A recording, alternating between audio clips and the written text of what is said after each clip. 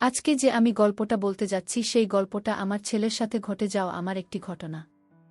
আমি জানি এমন ঘটনা পৃথিবীতে অনেক ঘটে, কিন্তু কোনো মা কখনো কাউকে বলে না, তবু আমি বলবো। তাই ধৈর্য সহকারে গল্পটি শেষ পর্যন্ত শুনতে থাকে। আর আমি গ্যারান্টি দিয়ে বলতে পারি, সম্পূর্ণ গল্প শুনলে তোমাদের পানি বের হবে। ক্ষুদিরাম মহেশতলা কলেজের ছাত্র। তার বয়স 21 বছর। কলকাতায় 5 বছর হস্টেলে থেকে পড়াশোনা শেষ করে বর্তমানে একটা সরকারি চাকরি করছে। গত বছরই চাকরি পেয়েছে, আর এ বছর কলকাতায় ট্রান্সফার হয়েছে। মাঝে মাঝে বাড়ি আসত আর 34 দিন থেকে আবার ফিরে যেত। বাড়িতে ক্ষুদিরামের মা অর্চিতা দেবী থাকে। বছর দুয়েক আগে ক্ষুদিরামের বাবা মারা গেছে স্ট্রোক করে। ক্ষুদিরামের পারিবারিক আয় ভালো নয়। ক্ষুদিরামের বাবা একটা সরকারি চাকরি করত। বাবা মারা যাওয়ার পরে সরকার থেকে কিছু টাকা পয়সা পেয়েছিল, যেটা দিয়ে ক্ষুদিরামের পড়াশোনা আর ওর মায়ের সংসার কোনোভাবে চলে যাচ্ছে। অর্চিতা দেবীর বয়স 42 বছর এবং খুব সুন্দর দেখতে। এই বয়সেও নিজের যৌবন ধরে রেখেছে। অর্চিতা দেবীর স্বামী মারা যাওয়ার পরে সে একাই থাকত আর মনে মনে ভাবতে, ছেলের কলকাতায় ট্রান্সফার হওয়ার পরে ছেলের একটা বিয়ে দিয়ে ছেলে বুকে নিয়ে সুখে শান্তিতে বসবাস করবে। অর্চিতার এক বান্ধবীর নাম উর্বশী। অর্চিতার বাড়ির কিছু দূরেই থাকে। উর্বশীর স্বামী সেনাবাহিনীতে চাকরি করাকালীন মারা যায়। উর্বশীর একটাই মেয়ে গীতা। উর্বশীর বয়স 40 বছর, আর মেয়ে গীতার বয়স 21 বছর। কলেজে পড়ছে। উর্বশীর আর্থিক অবস্থা অনেক ভালো, নিজেদের দোতলা বাড়ি আছে। উর্বশী অর্চিতাকে বলেছে যে ক্ষুদিরামের সাথেই তার বিয়ে দিতে, কারণ ক্ষুদিরামকে খুব পছন্দ উর্বশী। ক্ষুদিরামরা ভাড়া বাড়িতে থাকত, একটাই ঘর, রান্নাঘর আর বাথরুম। যেহেতু অর্চিতা স্বামী মারা যাওয়ার পরে একাই থাকত, তাই কোনো অসুবিধা হয়নি। কিন্তু এবার ক্ষুদিরাম ফিরে এলে একটা ঘরে কিভাবে চলবে সেটাই অর্চিতা চিন্তা করছিল। তাই একদিন অর্চিতা উর্বশীকে এই কথাগুলো বলল। উর্বশী সব শুনে বলল, অর্চিতা, তোকে তো আমি বলেছি, ক্ষুদিরাম কলকাতায় ট্রান্সফার হয়ে এলে এক শুভক্ষণ দেখে ক্ষুদিরাম আর ঋদ্ধি তার বিয়েটা দিয়ে দেব, আর আমরা সবাই মিলেই বাড়িতেই থাকব। এত বড় বাড়িতে শুধু আমরা দুজন মা মেয়ে থাকি, তোরা এখানে চলে এলে সবাই মিলে আনন্দ করে থাকা যাবে। অর্চিতা উর্বশীর কথা শুনে আনন্দে বলল, আমি ছেলে ওর সাথে কথা বলে তোকে জানাবো। কিছুদিনের মধ্যে ক্ষুদিরাম ফোন করে জানাল যে শুক্রবার সে বাড়ি আসছে।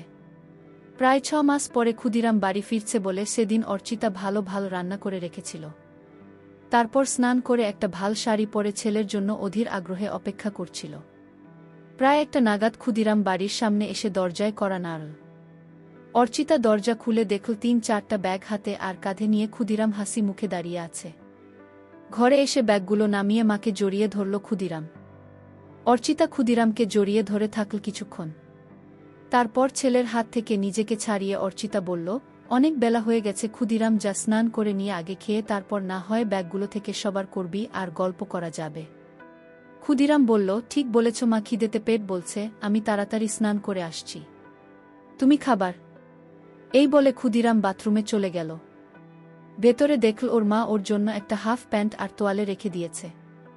তাই দেরি না করে ভালো করে স্নান করে ক্ষুদিরাম হাফ প্যান্ট পরে খালি গায়ে বাইরে এসে দেখল মা খাবার বেড়ে মেঝেতে বসে আছে। ক্ষুদিরাম আয়ের উল্টো দিকে বসে খেতে শুরু করল। খেতে খেতে আমাকে দেখছিল ক্ষুদিরাম, আর মনে মনে ভাবল যে মাকে আগের থেকে যেন আরও সুন্দরী লাগছে। অর্চিতা সেটা দেখে জিজ্ঞেস করল, কি এত দেখছিস ক্ষুদিরাম? ক্ষুদিরাম বলল, তোমায় দেখছি মা, তোমায় শাড়িতে খুব সুন্দর লাগছে। এটা কি নতুন শাড়ি?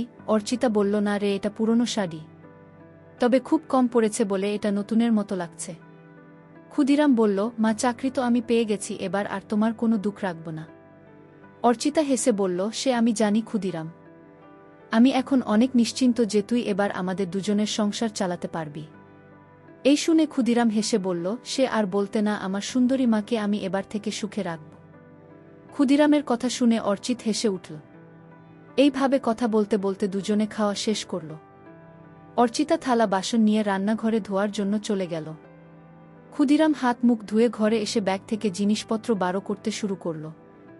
একবার রান্নাঘরের দিকে তাকিয়ে ব্যাগ থেকে 2টা বাংলা গল্পের বই তাড়াতাড়ি বের করে নিয়ে নিজের বইয়ের তাকে লুকিয়ে রাখল। কিছুক্ষণ পরে অর্চিতা ঘরে এসে বিছানায় বসল। অর্চিতা ছেলের সব জামা প্যান্ট একদিকে সরিয়ে রাখতে রাখতে বলল, তোর সব জামা তো পুরনো হয়ে গেছে, এবার কিছু নতুন কিনে নিস। ক্ষুদিরাম বলল, ঠিক আছে মা, এ মাসে স্যালারি পেয়ে তোমার আমার জন্য নতুন কাপড় কিনুম। তারপর ক্ষুদিরাম সব জিনিস বিছানা থেকে সরিয়ে অর্চিতার মুখোমুখি বসে গল্প করতে শুরু করল। অর্চিতা বলল, ক্ষুদিরাম, এখন তোর কী রকম লাগছে? পড়াশোনা করে চাকরি করছিস, এবার কলকাতায় ট্রান্সফার হয়ে গেল। ক্ষুদিরাম বলল, সে রকম কিছু না, কিন্তু এবার থেকে তোমার সাথে থাকতে পারব, এই জন্য আমি খুব খুশি। এই বলে মায়ের কোলে মাথা রেখে শুয়ে পড়ল। অর্চিতা ছেলের কথা শুনে খুব খুশি হল, আর ক্ষুদিরামের মাথায় হাত বুলিয়ে দিতে লাগল। ক্ষুদিরাম শুয়ে শুয়ে অর্চিতাকে দেখছিল আর মনে মনে ভাবছি, তোমাকে সত্যি খুব সুন্দর দেখতে। এইভাবে কিছুক্ষণ থাকার পরে অর্চিতা হেসে বলল, ক্ষুদিরাম, এবার মুরবশির সাথে কথা বলতে হবে তোর বিয়ের জন্য। ক্ষুদিরাম তখন মায়ের কোল থেকে মাথা সরিয়ে উঠে বসে বসে মায়ের দুই কাঁধে দু হাত রেখে বলল, না মা, এখন নয়, এখন শুধু আমার সুন্দরী মাকে সুখী করার সময়, বুকে নয়। অর্চিতা হেসে বলল, আমি তো ভালোই আছি, এবার তোর একটা বড় এসে গেলে আমার অসুবিধা হবে, আর তোর অসুবিধা হবে। ক্ষুদিরাম নিজের মুখটা অর্চিতার মুখের কাছে এনে বলল, আমাদের কি সুবিধা হবে মা, বুয়েলে? অর্চিতা বলল, আমার একটা গল্প করার সাথী হবে, আর তোর জীবনসাথী হবে। আর সত্যি বলছি দিদি, তা খুব সুন্দরী আর ভালো মেয়ে, তোকে খুব সুখে রাখবে। ক্ষুদিরাম অর্চিতাকে বলল, আমি তোমায় সুখে রাখব, তাই তোমার আর কিছু লাগবে না। অর্চিতা ক্ষুদিরামের কথা শুনে একটু চমকে উঠে বলল, ঠিক আছে, এবার তুই একটু রেস্ট নিয়ে আমি একটু বেরোচ্ছি, একবারে বাজার করে ফিরব। এই বলে অর্চিতা উঠে দাঁড়িয়ে নিজের শাড়িটা ঠিক করতে লাগল। ক্ষুদিরাম উঠে দাঁড়িয়ে মাকে দেখতে লাগল। কিছুক্ষণ পরে অর্চিতা বাড়ি থেকে বেরিয়ে যেতেই ক্ষুদিরাম দরজা বন্ধ করে ঘরে এসে নিজের আরেকটা ব্যাগ খুলে মায়ের একটা ছোট জামা দেখে নাক দিয়ে গন্ধ নিতে থাকল। ক্ষুদিরাম হস্টেলে থাকাকালীন বন্ধুদের পাল্লায় পড়ে সব বই পড়া শুরু করেছিল। সব সম্পর্কের মধ্যে মা ছেলে নিয়ে এগুলো পড়তে বেশি ভালোবাসত। সেই জন্য 6 মাস আগে যখন বাড়ি এসেছিল তখন মায়ের একটা ছোট জামা লুকিয়ে নিজের সাথে নিয়ে গিয়েছিল। তারপর থেকে হস্টেলে ক্ষুদিরাম বই পড়তে পড়তে মায়ের ছোট জামা জড়িয়ে ধরে নিজেকে শান্ত করত। যেহেতু খুব ক্লান্ত ছিল তাই মাকে চিন্তা করতে করতে কিছুক্ষণের জন্য ঘুমিয়ে পড়ল। তারপর কিছুক্ষণ পরে বাথরুমে গিয়ে পেচ্ছাপ করতে গিয়ে দেখল বাথরুমে মা একটা ছোট জামা ঝোলানো আছে। অর্চিতা তাড়াহুড়োয় সেটা সরিয়ে রাখতে ভুলে গিয়েছিল। ক্ষুদিরাম পেচ্ছাপ করে ওটা নিজের নাকে শুকে বুঝল এটা মায়ের ব্যবহার করা। সেটা অর্চিতা ধুতে ভুলে গেছে। ক্ষুদিরাম অনেকক্ষণ সেটাকে নিয়ে গন্ধ শুকতে লাগল। ক্ষুদিরাম নিজেকে আর কন্ট্রোল করতে না পেরে নিজের কাজ করতে লেগে গেল। প্রায় 15 মিনিট ধরে চলল সেই কাজ। তারপর সেটা যেখানে ছিল সেখানে রেখে নিজেকে পরিষ্কার করে ঘরে এল। মনে মনে অপরাধ বোধ হচ্ছিল নিজের মাকে নিয়ে এরকম ভাবতে, কিন্তু এটাও বুঝতে পারল আজকের সব থেকে বেশি তৃপ্তি পেয়েছে। কিছুক্ষণ পরে ক্ষুদিরামের পাপবোধ পরিবর্তন হল, আর ভাবতে লাগল কিভাবে মাকে আরও কাছে পাওয়া যায়। এইসব ভাবতে ভাবতে সন্ধে হয়ে গেল আর ঠিক তখনই দরজায় আওয়াজ হল। ক্ষুদিরাম দরজা খুলে দেখল অর্চিতা দাঁড়িয়ে আছে দু হাতে দুইটা বাজারের ব্যাগ নিয়ে। ক্ষুদিরাম সঙ্গে সোজা মায়ের হাত থেকে ব্যাগ জুতো নিয়ে রান্নাঘরে রেখে এক গ্লাস জল নিয়ে অর্চিতাকে দিল। অর্চিতা বিছানায় বসে জলটা খেয়ে জিজ্ঞেস করল, সারা দুপুর বিকেল কি করলি ক্ষুদিরাম? একটু ঘুমিয়েছিল আসতো? হ্যাঁ মা, অল্প ঘুমিয়েছিলাম। ভালো করেছিস, আমি একটু ফ্রেশ হয়ে তোকে চা করে দিচ্ছি, তোর জন্য কাটলেটও এনেছি। এই বলে অর্চিতা তোয়ালে নিয়ে বাথরুমে চলে গেল। ক্ষুদিরাম তখন মাকে সারপ্রাইজ দেবে বলে নিজে রান্নাঘরে গিয়ে চা বানাতে শুরু করল, আর বাজারের ব্যাগ থেকে সবকিছু রান্নাঘরে যথাস্থানে রেখে কাটলেট দুইটা একটা ডিশে রাখল। বাথরুমের ভেতর থেকে মায়ের গোসল করার শব্দ শুনতে শুনতে ক্ষুদিরাম চাপ বাড়াচ্ছিল। এদিকে গোসল করতে করতে অর্চিতা হঠাৎ দেখেন তার ছোট কাপড় দড়িতে ঝুলছে। সঙ্গে সঙ্গে চমকে গেল, আর মনে মনে ভাবল, ইসি সব কিছু ঠিক জায়গায় রেখে আসল জিনিসটাই বাথরুমে ফেলে গিয়েছিল। ক্ষুদিরাম যে কি ভেবেছে কে জানে। নিজেকে কিছুক্ষণ গালাগালি দিয়ে গোসল করে তোয়ালেটা দিয়ে নিজেকে জড়িয়ে অর্চিতা বাথরুম থেকে ঘুরে এসে দেখল ক্ষুদিরাম একটা ট্রেনে 2 কাপ চা আর কাটলেট সাজিয়ে বসে আছে। অর্চিতা হেসে বলল, বা একবার চা বানিয়ে মায়ের জন্য অপেক্ষা করছিস? খুব ভালো, বুকে তুই খুব সুখে রাখবি। এখন তোমাকে সুখী করি, তারপর অন্য কেউ। অর্চিতা আলমারি থেকে একটা শাড়ি নিয়ে ক্ষুদিরামকে বলল, আমি দরজাটা ভিজিয়ে দিয়ে রান্নাঘরে শাড়িটা পরে আসছি। ক্ষুদিরাম এগিয়ে গিয়ে অর্চিতার হাত ধরে বলল, তুমি এই ঘরে চেঞ্জ করে নাও, আমি রান্নাঘরে যাচ্ছি, তোমার হয়ে গেলে আমায় ডেকে নিও। এই বলে ক্ষুদিরাম ঘরের দরজাটা ভেজিয়ে দিয়ে বাইরে অপেক্ষা করতে লাগল। ছেলের ব্যবহারে অর্চিতা খুব খুশি হয়ে ঘরে ড্রেস চেঞ্জ করতে লাগল। ক্ষুদিরাম দরজাটা একটু ফাঁকা রেখে ভিজিয়ে রেখেছিল যাতে সেই ফাঁক দিয়ে ঘরের ভেতরটা দেখা যায়। ক্ষুদিরাম দরজার ফাঁক থেকে চোখ রাখতেই ঘরের ভেতরের দৃশ্য দেখে অবাক হয়ে যায়। এদিকে অর্চিতা ততক্ষণে শাড়িটা পরে নিয়ে ক্ষুদিরামকে ডাকল ঘরের ভেতরে আসার জন্য। ক্ষুদিরাম মায়ের ডাক শুনে একটু চমকে গিয়ে ঘরের ভেতরে এলো এবং হঠাৎ খেয়াল করল ওটা শক্ত হয়ে দাঁড়িয়ে আছে। কোনো ক্রমে এক হাত দিয়ে সামাল দিয়ে বিছানাতে বসল। অর্চিতা তখন আয়নার সামনে দাঁড়িয়ে চুল আঁচড়েছিল, তাই ছেলের দিকে খেয়াল করেনি। ক্ষুদিরাম অর্চিতাকে ডাকল, এসো মা, যা আর কাটলেন ঠান্ডা হয়ে যাবে, খেয়ে নাও আগে। ঠিক আছে, চল খেয়ে নিই। এই বলে বিছানা এসে ক্ষুদিরামের মুখোমুখি বসল। দুজনে একসাথে কাটলেট আর চা খেতে লাগল। বাবা, ক্ষুদিরাম, চাটা তো খুব ভালো বানিয়েছিস। তোমার ভালো লেগেছে মা? আমি হোস্টেলে মাঝে মাঝে নিজেই চা করে খেতাম। অর্চিতা হেসে উঠে ক্ষুদিরামের গালটা ধরে বলল, সত্যি ভালো হয়েছে, আমার ছেলে এখন নিজের খেয়াল নিজেই রাখতে পারবে। ক্ষুদিরাম ও তখন মায়ের গালটা ধরে বলল, তোমার ওসব খেয়াল রাখবে তোমার ছেলে। দুজনে একসাথে হেসে উঠল। আচ্ছা ক্ষুদিরাম, তোর চাকরি শুরু কবে থেকে? আজ ২৭ তারিখ, পরের মাসের ৮ তারিখে অফিস জয়েন করতে হবে। একটা কথা বলার ছিল। কি কথা বলো? উর্বশী, কি তোর মনে আছে? উর্বশী মাসি, কেন মনে রাখব না, মা আমায় এত ভালোবাসে। সেটা জানি, তোকে ভালোবাসে বলে একটা প্রস্তাব রেখেছে। কি প্রস্তাব? উর্বশী তোর সাথেই তার বিয়ে দিতে চায়। ক্ষুদিরাম লজ্জা পেয়ে বলল, এখন আমি বিয়ে করব না। উর্বশী বলেছে ইডি তার সাথে তোর বিয়ে হবার পরে আমরা সবাই ওর বাড়িতে থাকব। আমি বলেছি যে ক্ষুদিরামের সাথে কথা বলে জানাব। তুই কি বলিস এ ব্যাপারে? বিয়ের ব্যাপারটা আমাকে একটু সময় দাও। বুঝলাম ছেলের লজ্জা করছে, ঠিক আছে, তুই সময় নিয়ে চিন্তা করে আমায় জানাস। কিন্তু আমাদের ঘরটা খুব ছোট দুজনের জন্য। আগে তুই ছোট ছিলিস তাই কোনো মতে চলে যেত, কিন্তু এখন তুই বড় হয়ে গেছিস। এমন কিছু ছোট নয়, আমাদের ঘর আমাদের দুজনের জন্য যথেষ্ট। কিন্তু তোর অসুবিধা হবে। আমি যখন কাপড় চেঞ্জ করব তখন তোকে বাইরে অপেক্ষা করতে হবে। এছাড়াও একটা বিছানায় দুজনের হবে না। ক্ষুদিরাম অর্চিতার কথা শুনে মনে মনে বলল, আমি তো চাই তুমি ঘরে কাপড় ছাড়বে, আর আমি দরজার ফাঁক দিয়ে তোমার দেখব। অর্চিতা ক্ষুদিরামের দিকে তাকিয়ে বলল, কি ভাবছে তো? কি করবে সেটা তো বল। ক্ষুদিরাম সঙ্গে সঙ্গে বলল, না, কিছু ভাবছিলাম না, তবে এখন ওখানে যাব না। কিছুদিন চাকরি করে স্যালারি জমিয়ে তারপর না হয় যাওয়া যেতে পারে। ঠিক আছে, তো যেটা ভালো মনে হয় সেটাই হবে। ঠিক আছে, তুই টিভি দেখ, আমি রাতের রান্নাটা করেনি। এই বলে অর্চিতা চাইতে এটা নিয়ে রান্নাঘরে চলে গেল। ক্ষুদিরাম টিভি দেখতে লাগল, কিন্তু ভালো লাগছিল না। তাই ক্ষুদিরাম রান্নাঘরে গিয়ে দেখল মা এক মনে গুনগুন করে গান গাইতে গাইতে রান্না করছিল। ক্ষুদিরাম পেছন থেকে অর্চিতাকে একটু হামি দিয়ে জিজ্ঞেস করল, মা, আজ কি রান্না করছো? অর্চিতা চমকে উঠে হালকা হেসে বলল, আজ ডিমের ঝোল, ভাত আর আলু পোস্তা। ক্ষুদিরাম মায়ের কানে কানে বলল, তোমার হাতের রান্নার কোনো জবাব নেই মা। অর্চিতা নিজেকে ছাড়িয়ে নিয়ে বলল, এই দুষ্টু এখন ছাড়া আমায়, না হলে রান্না করতে দেরি হয়ে যাবে। ক্ষুদিরাম আরও হামি দিয়ে বলল, আমার মিষ্টি মায়ের হাতের রান্না আমার মন ভরে যায়। অর্চিতা হেসে বলল, এবার যা এখান থেকে, আমার রান্নাটা করতে দে। ক্ষুদিরাম তখন ঘরে চলে এসে আবার টিভি দেখতে লাগল। প্রায় ১ ঘন্টা পরে অর্চিতা এসে ক্ষুদিরামের পাশে বসল। অর্চিতা পুরো ঘেমে গেছে রান্না করতে করতে।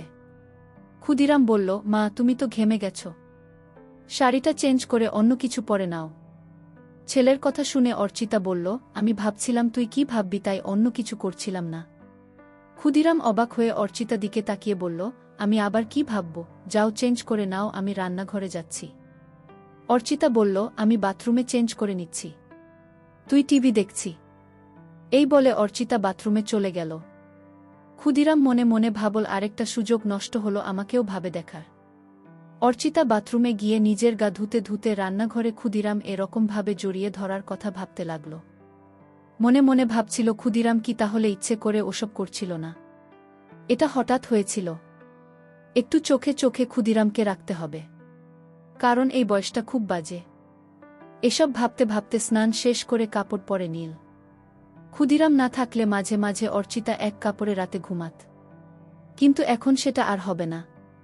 এমনিতে অর্চিতা খুবই স্বভাবের, আর স্বামী মারা যাওয়ার পরে সেটা আরও বেড়ে গেছে।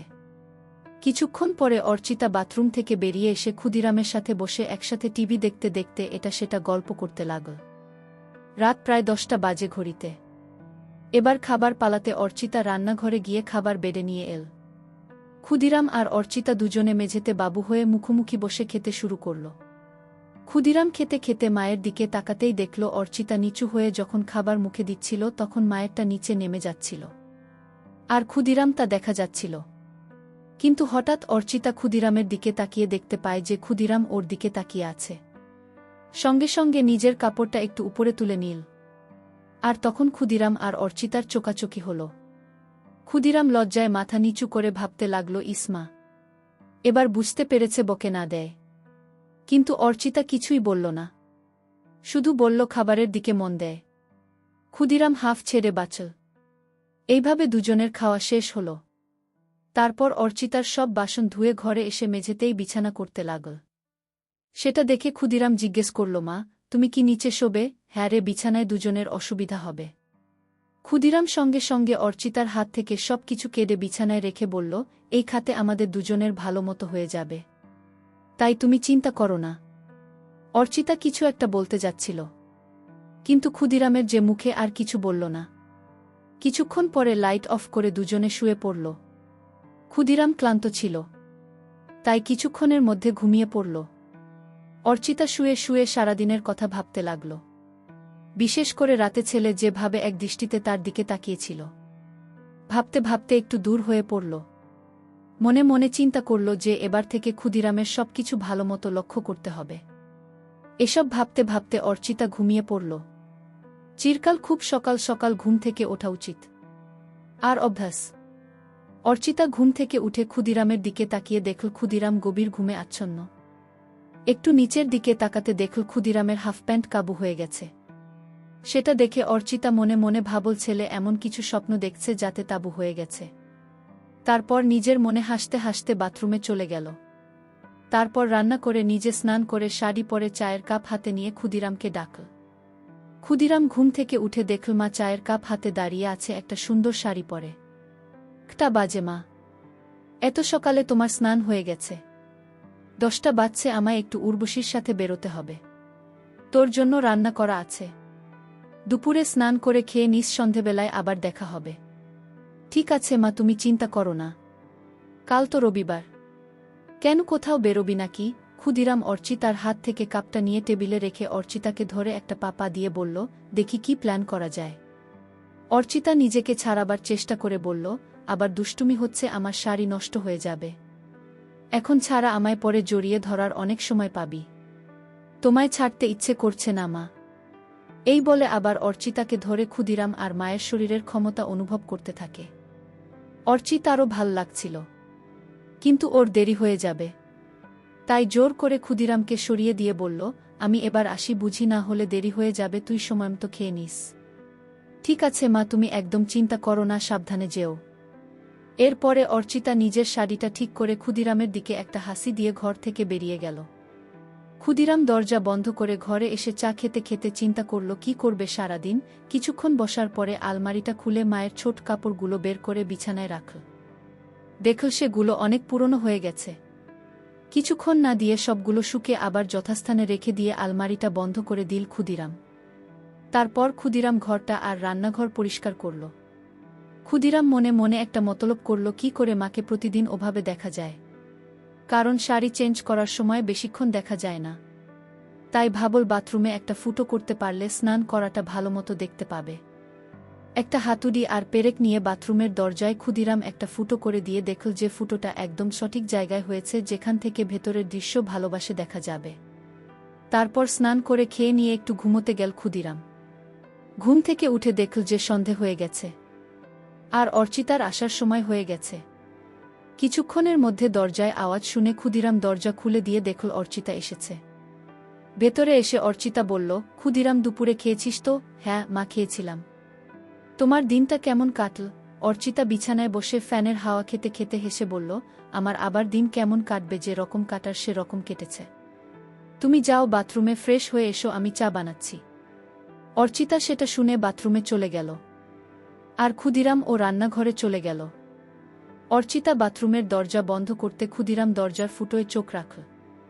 ক্ষুদিরাম শুধু দেখল লাগল নিজের মাকে আর এক হাত দিয়ে কাজ করতে লাগল। এদিকে গ্যাসে জল গরম হয়ে ফুটছে, তাই তাড়াতাড়ি চা বানানো তেমন দিল। কিন্তু কিছুতেই নিজের মন থেকে মায়ের সেই রূপটা বুঝতে পারল না। কিছুক্ষণ পরে ক্ষুদিরামের চা বানানো শেষ হল। এদিকে অর্চিতা স্নান হয়ে গেছে, আর অর্চিতা বাইরে এল।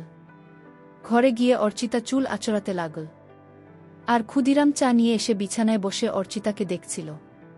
অর্চিতা আয়নায় সেটা দেখে ক্ষুদিরামকে জিজ্ঞেস করল, সারাদিন কি করলি? রান্নাঘর পরিষ্কার করলাম। আর মনে মনে বলল, বাথরুমে ফুটো করলাম তোমায় দেখ বলে। অর্চিতা চায়ের কাপটা হাতে নিয়ে রান্নাঘরে গিয়ে দেখল ছেলের সব ভালোভাবে পরিষ্কার করেছে। আর তারপর ঘরে এসে এদিক ওদিক দেখে বলল, বাবা তুমি তো সব পরিষ্কার করে দিয়েছিস, আমার লক্ষ্মী ছেলে। এই বলে চায়ের কাপটা টেবিলে রেখে 2 হাত বাড়িয়ে বলল, আমার লক্ষ্মী ছেলে আমার কাছে। ক্ষুদিরাম সঙ্গে সঙ্গে অর্চিতার কাছে ছুটে গেল। এইভাবে কিছুক্ষণ থাকার পরে দুজন আলাদা হল। তারপর অর্চিতার রান্নাঘরে চলে গেল রান্না করতে, আর ক্ষুদিরাম টিভি দেখতে লাগল। কিছুক্ষণ পরে রান্না শেষ হলে দুজন একসাথে খেয়ে নিল। আজও ক্ষুদিরাম একইভাবে অর্চিতার দিকে তাকিয়ে গভীরভাবে দেখছিল। আর আজ অর্চিতা সেটা লক্ষ্য করল, কিন্তু কিছু বলল না। এইভাবে খাওয়া শেষ করে অর্চিতা আর ক্ষুদিরাম বিছানায় শুতে এলো। দুজনে পাশাপাশি শুয়ে আছে। ঘরে নাইট বাল্ব জ্বলছে। অর্চিতা চিন্তা করছে ক্ষুদিরাম কেন বারবার ওর দিকে তাকিয়ে থাকে। ক্ষুদিরামের মাথায় শুধু মায়ের স্নান করার দৃশ্যগুলো আসছিল। এইভাবে দুজন ঘুমিয়ে পড়ল। মাঝরাতে ক্ষুদিরাম টয়লেটে গিয়ে ফিরে এসে নাইট বাল্বের আলো দেখল লাহোর উপরে উঠে গেছে। ক্ষুদিরাম আস্তে আস্তে এসে অর্চিতাকে দেখতে লাগল। তারপর ক্ষুদিরাম মায়ের দিকে তাকিয়ে দেখল মা গভীর ঘুমে আচ্ছন্ন। তাই সাহস করে মায়ের কাছে এগিয়ে গেল। খুব ভালোই লাগছিল ক্ষুদিরামে। হাত দিতেই সঙ্গে সঙ্গে অর্চিতা একটু নড়ে উঠল। সেটা দেখেই ভয়ে ক্ষুদিরাম তাড়াতাড়ি হাত সরিয়ে নিয়ে বিছানায় শুয়ে পড়ল। অর্চিতা তখন পাশ ফিরে শুল। ক্ষুদিরাম আর কিছু না করে আস্তে আস্তে ঘুমিয়ে পড়ল। পরের দিন সকালে অর্চিতা ঘুম থেকে উঠে তাড়াতাড়ি নিজেকে ঠিক করে নিয়ে ছেলেটির দিকে তাকিয়ে দেখল ছেলে উপুর হয়ে ঘুমে মগ্ন। তারপর বাথরুমে চলে গিয়ে নিজেকে ফ্রেশ করে অর্চিতা চা বানাতে লাগল। ক্ষুদিরাম উঠে ড্রেস চেঞ্জ করে বাজারে চলে গেল। অর্চিতা ভাবতে থাকল কি হচ্ছে এসব। হস্টেল থেকে ফেরার পর থেকে ক্ষুদিরামের আচরণের কেমন পরিবর্তন এসেছে, এসব ভাবতে ভাবতে ঘরে গিয়ে বসল।